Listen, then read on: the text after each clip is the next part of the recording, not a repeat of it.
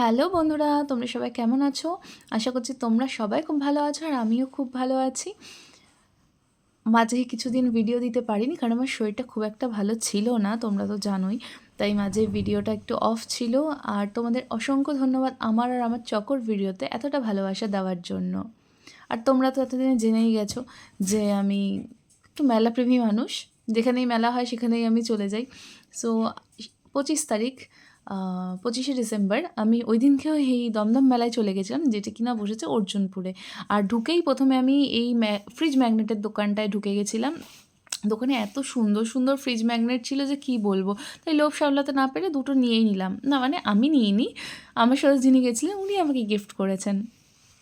তারপরে ওই দোকানটার একটু ক্রস করলে 3-4টে চুড়িদারের পিসের দোকান ছিল।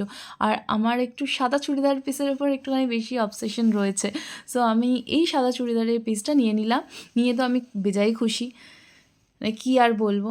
কিন্তু যেহেতু আমার শরীরটা খারাপ ছিল আর 25 তারিখে মেলায় এত ভিড় ছিল যে বলে বোঝানো যাবে না। তাই আমার খুবই সাফোকেশন হচ্ছিল, আমি বেশিক্ষণ মেলায় থাকতে পারিনি।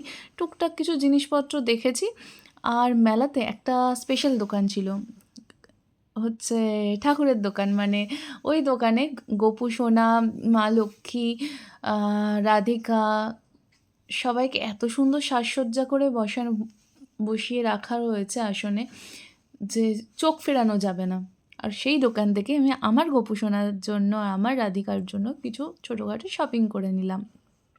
শপিং করার পর আমি ভেবেছিলাম সেদিনকে একটুখানি বাইরে ডিনার করব, কিন্তু আমার ওনার একটু বাইরে ডিনার করাতে প্রবলেম, বাইরের খাবার খাওয়াতে প্রবলেম। উনি আসলে খেতে চান না, আসলে শরীরটা একটু খারাপ ছিল। তো তাই আমার একটুখানি মুডটা অফ হয়ে গেছিলো, একটু রেগে টেগে গেছিলাম। তারপরে আর কি, সেই রেগে মেগে মেলা থেকে বেরিয়ে গেছিলাম। বেরিয়ে আর কোনো কথাবার্তা বলছিলাম না। বলার পর উনি কী করলেন, নিয়ে গেলেন আমিনিয়া থেকে এই বিরিয়ানি নিয়ে রাস্তায় দাঁড়িয়ে আমাকে জোর করে খাইয়ে দিলেন। এইভাবে আমরা 25শে ডিসেম্বরটা সেলিব্রেট